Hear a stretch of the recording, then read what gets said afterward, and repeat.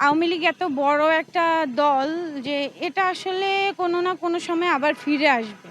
তবে আমরা আওয়ামী লীগকে বলবো যে আর এই ধরনের নৃশংসতা প্রতিহিংসা নিয়ে ফিরে না আসেন, এমনভাবে ফিরে আসেন যেন জনগণই আপনাদেরকে চায় যে আমরা আওয়ামী লীগকে চাই, তারা ক্ষমতায় আসুক, দেশের উন্নয়ন দেশে আনা হবে।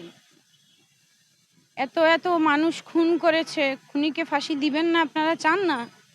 জনগণ চায় না ফাঁসি না দেওয়া হোক, উনার তো একটা বিচার কার্য সম্পাদন করা হবে, উনাকে এমনিতেই দেশে আনা হবে। আর আমরা কিন্তু অনেক উন্নয়ন দেখেছি, কিন্তু উন্নয়নের থেকে চুরি বেশি হয়েছে এই দেশে, পাচার বেশি হয়েছে, খুন খারাপি বেশি হয়েছে।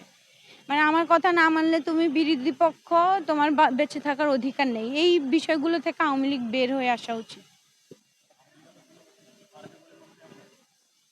যদি নিষিদ্ধ ঘোষণা করে দেওয়া হয় তাহলে হয়তো আর পারবে না, কারণ স্বাধীনতার পূর্ব থেকে স্বাধীনতা পরবর্তী সময় পর্যন্ত আওয়ামী লীগই একমাত্র দল যে মানে এতটা ঐতিহ্যের সাথে বাংলাদেশে টিকে ছিল। কিন্তু গত ১৩ বছরে এরা এমন জায়গায় গিয়ে ঠেকেছে, নিজেদেরকে এমন নিচে নামিয়েছে যে মানুষ এখন আর এদেরকে নিয়ে কথা বলতেও মানুষের রুচিতে বাঁধে, মানুষ কথা বলতে চায় না। আমি সমন্বয়ক প্যানেলেও নাই, আমি কোনো দলেও নাই। আমি এগুলা জানিও না ভাই, ছাত্র শিবিরের। এখন আমি যেহেতু ওনাকে ব্যক্তিগতভাবে চিনি না বা উনি দল করতেন এই বিষয়ে আমি জানি না, তাহলে আমি মন্তব্য করতে চাচ্ছি না। এখানে ছাত্রলীগেরও ছিল, মানে ছাত্রলীগ পদত্যাগ করে তারা ছিল, তারপরে ছাত্র দলের ছিল, ছাত্র শিবিরেরও ছিল, অনেক দলেরই ছিল।